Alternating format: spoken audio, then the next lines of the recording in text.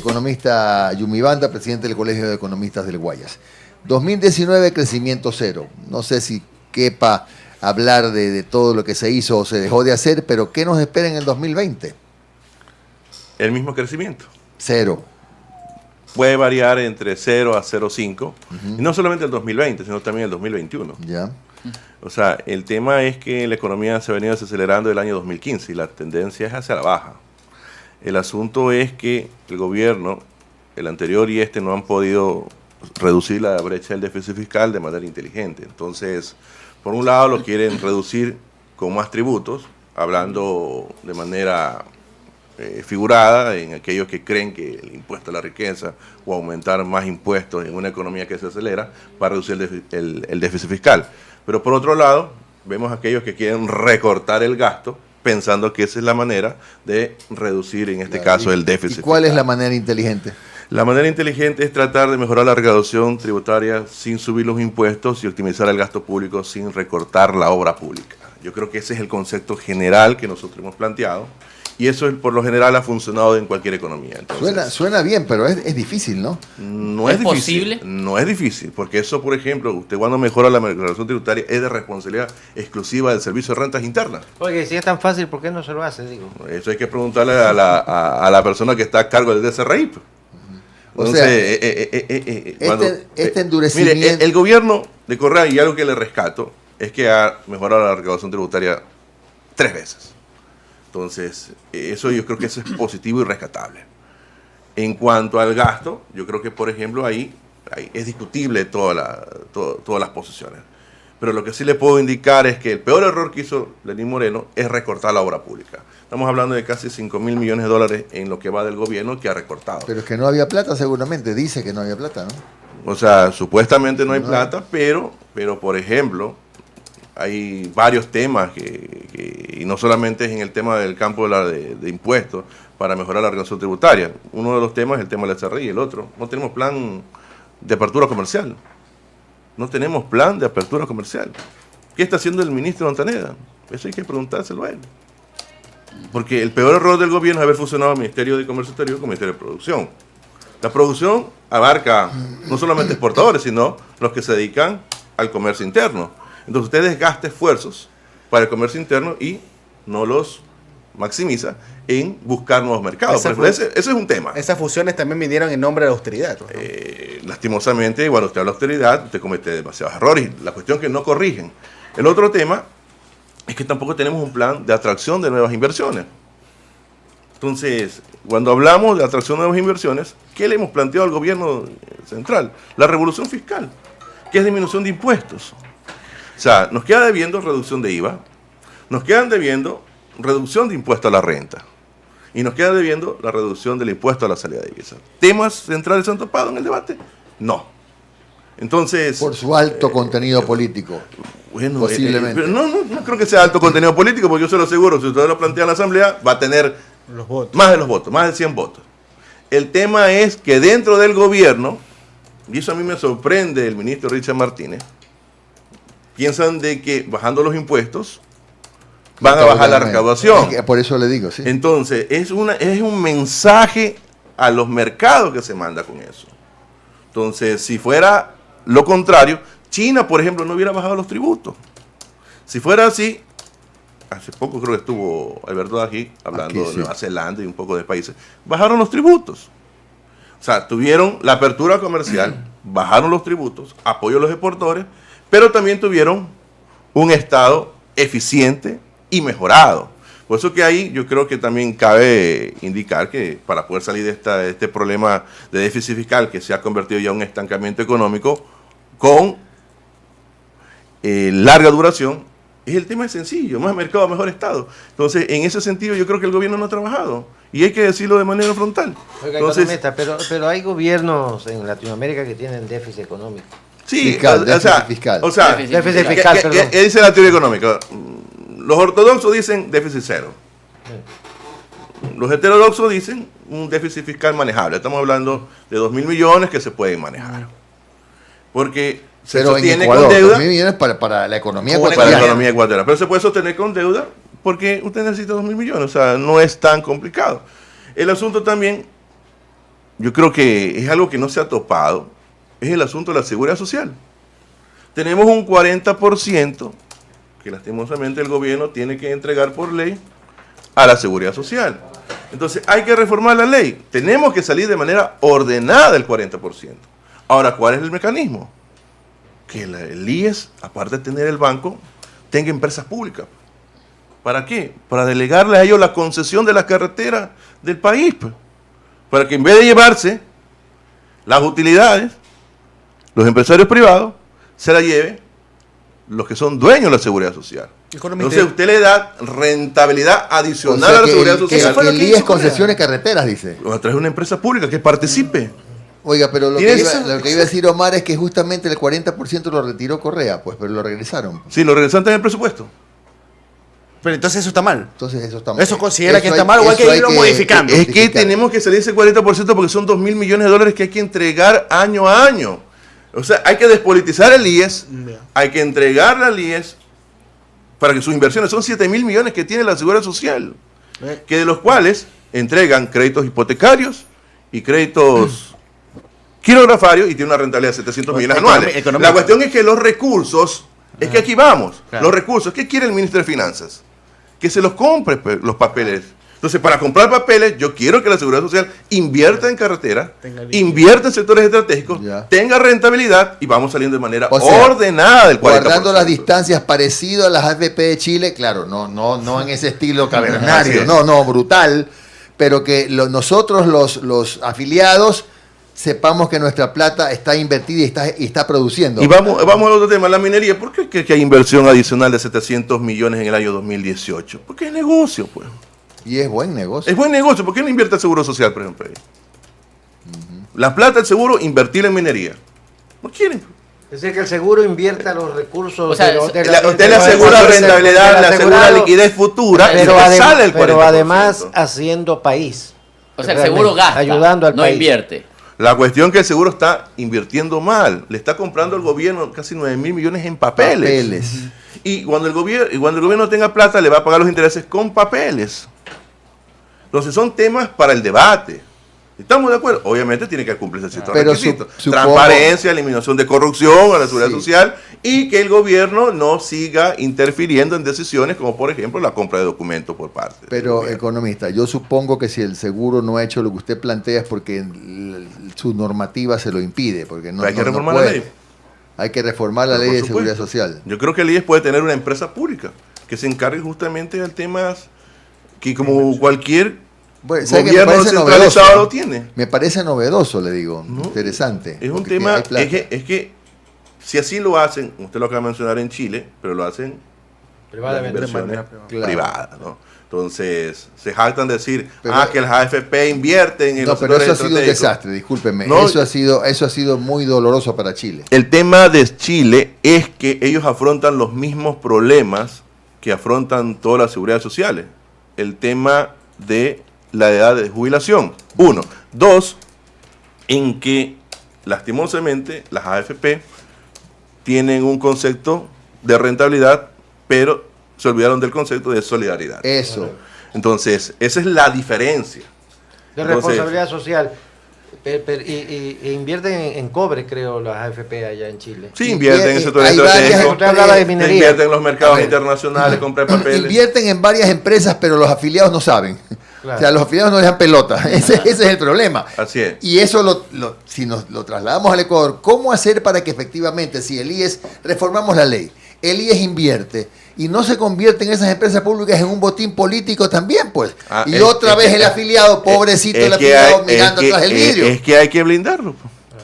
Es que hay que blindarlo. Entonces, como se lo mencioné, no hay plan de exportaciones, no tenemos un plan para atracción de nuevas inversiones, no hemos resuelto el tema de la seguridad social, sin entrar al tema de las empresas públicas. Y vuelvo a insistir, tenemos más de 30 empresas públicas, de los cuales deberíamos quedarnos con 5, que son los sectores estratégicos.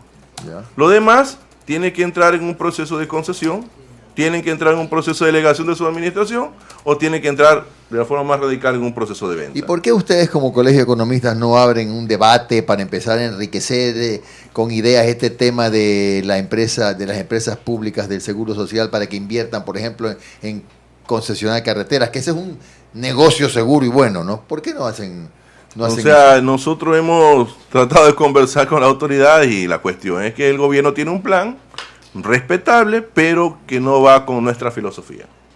O sea, el gobierno quiere entregar los sectores estratégicos al sector privado. Esa es la meta del gobierno de Lenín Moreno. Y nosotros no compartimos ese criterio. Ahora, por ejemplo, aquí uno de nuestros televidentes online nos pregunta, dice, ¿qué tan posible es que se invierta así en el seguro? Porque no se maneja siempre la tesis de que el seguro está quebrado. O sea, tiene problemas a futuro para pagar las pensiones. Ese es el problema del seguro social, a futuro. Entonces, el tema es asegurarle rentabilidad a futuro. Entonces, comprándole papeles al gobierno, no le asegura a usted una rentabilidad. La cuestión es la diversificación del portafolio de inversiones del seguro social. Entonces, si hoy el seguro social tiene liquidez para afrontar los gastos que tiene. Oye, economista. El asunto es el asunto de la transparencia, la independencia. Así como hablan de la independencia del Banco Central, a veces yo me jacto de eso, ¿no? En dolarización hablando de independencia del Banco Central, o sea, fuera de los cabellos, pero también hablemos de la independencia de la seguridad social, ¿no? Aquí justamente se está dando lo que yo pensaba que se iba a dar. Hay gente, han llevado a un economista correísta, porque básicamente lo que usted está comentando con respecto al seguro, si bien se lo intentó aplicar, que el resultado no pudo haber sido lo mejor, pero eso fue justamente lo que se intentó hacer con el IES, ¿o no fue así? En la época de Rafael Correa. O sea que el IES, yo me acuerdo tanto que Correa decía que el IES tiene capital suficiente como para invertir. Lo que Correa hizo fue, con la plata del seguro, construir hospitales y prestarle al gobierno. Exacto. O sea, a través de la compra de documentos, ¿no? Y otorgar con mayor flexibilidad el asunto de los préstamos quirografarios hipotecarios. Lo que nosotros es ir más allá. Más allá, no solamente a través de la compra, porque el tema de la contratación descansaba en el gobierno a través de los recursos que recibía del Ministerio de Finanzas para entregárselo al Ministerio de Obras Públicas y de ahí hacer la ejecución. Aquí es directo. Esa es la diferencia. Ahora, está bien las personas que tengan criterio. Mi criterio es que el sector público y el sector privado, ambos deben seguir invirtiendo en la economía del país. Ya el sector público ha dejado de invertir. Mire que las inversiones totales es apenas el 38% del sector público. Inversiones públicas. La inversión privada es la diferencia, estamos hablando del 62%. Pero se mantiene en una línea casi horizontal porque ante condiciones adversas y cuestiones de incertidumbre, la inversión privada se frena porque no ve retorno de su inversión. O si no, se van las inversiones fuera del país. Entonces, es uno de los motivos fundamentales por los cuales el estancamiento se mantiene. O sea, ya el modelo de dolarización con un abuso de la política fiscal puede ser altamente peligroso en el tiempo de sostenerlo. Mire que llegamos a la dolarización, que ya cumplimos 20 años, el 9 de enero, con los indicadores más malos en dolarización. Oiga, ¿sabe cuál es la clave de esta sugerencia suya de las empresas públicas para que el seguro invierta? La conformación del directorio. Porque el gran problema que hubo en Chile era ese. Es decir, los afiliados eran absoluta minoría en los directorios. Y las AFP, que si bien son privadas, pero manejaban la plata de los ciudadanos chilenos, eran cuotas políticas para acuerdos legislativos. Este partido tal maneja esta empresa de acá, el de acá maneja la de acá. El éxito, digámoslo así, es que sea un directorio donde el afiliado tenga peso, el mayor. Sí, mire, más que... Bueno, la conformación debe estar por quienes aportan a la seguridad social. El gobierno aporta, la empresa privada aporta y los ciudadanos aportan. El tema es, bueno, cuidado, confundimos los conceptos, porque yo hablo de delegación, por ejemplo, en los sectores estratégicos puede usted delegar la administración, pero ojo, el 100% de las utilidades es del Estado, porque cuidado entrega la delegación y las utilidades 80-20, o sea, eso ya es concesión, no es delegación, y lo que están creando la figura es la monetización, en donde la monetización es darle la inversión inicial, lo que hizo el Estado, ellos quedarse con las utilidades en unos 50 años y el gobierno recibe hoy los recursos que se los va a farrear porque no tiene plata para pagar los gastos corrientes y nos vamos a quedar con ingresos futuros de las rentabilidades que tenemos en los sectores estratégicos. Eso es lo que nosotros criticamos. Si quieren delegar la administración, sí, deléguenla. Llamen a un concurso internacional, pero las utilidades son 100% del Estado. porque son sectores estratégicos que esos recursos deben ir para todos los ecuatorianos. Esa es una de las cositas que yo siempre... Pagar pagar los servicios por la operación. Hasta ahí. Se opone a las concesiones. Hasta ahí. ¿Ah? Usted se opone a las concesiones. O sea, en los sectores estratégicos en donde hay alta rentabilidad, yo creo que las utilidades deben estar para los Por eso le ciudadanos. pregunto, ¿por qué vender Sopladora? ¿Por qué CNT? ¿Por un qué error. Banco del Pacífico? Bueno, Banco del Pacífico es una institución privada con delegación al gobierno. Yo creo que puede ser vendida a buen precio. Debe ser vendida. El tema es no venderlo a mal precio. Es que da Bueno, para... ahora yo hago la tercera vertiente. ¿Por qué vender lo que funciona bien? Bueno, es discutible, ¿no? Si funciona, se lo vende, si no, no. Pero tenemos otras empresas como Tames, Correo del Ecuador, Ferrocarriles de eso sí, Ecuador, verdad. etcétera, etcétera, etcétera, Que que siempre pueden están a entrar en un pérdida. proceso. La cuestión es que eso nos cuesta solamente mantener, no los sectores estratégicos, sino los que generan rentabilidad, sino los que no generan rentabilidad. Estamos hablando de más o menos 300 millones, 400 millones por año, ¿no? Ahora, entonces, para ya aterrizar en la parte final de la entrevista, 2020 posiblemente crecimiento cero, lo mismo en el 2021. ¿Cuál es la salida entonces para la economía ecuatoriana? La salida es que el SRI mejore la recaudación tributaria a través de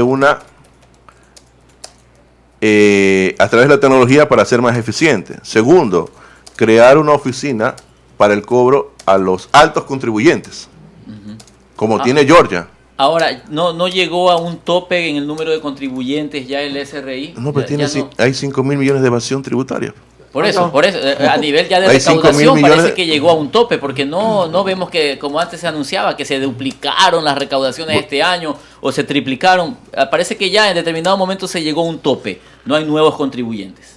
Bueno, no hay nuevos contribuyentes, por eso es que se crece la economía. Bueno, y hay El tema- viejos contribuyentes el tema que es- evaden el pago de impuestos. Exacto, la disminución de impuestos para tratar un poco de generar inversión nacional y atraer inversión extranjera directa, tratar de disminuir las tasas de interés del sector bancario privado para que los créditos sean un poco más flexibles y que de otra forma podamos impulsar la inversión. Eso va a generar crecimiento económico, adicionalmente a lo que hemos mencionado, el plan de exportaciones y el plan de atracción de inversiones. Generará aumento de la recaudación tributaria. Y por el otro lado, no recortemos la obra pública.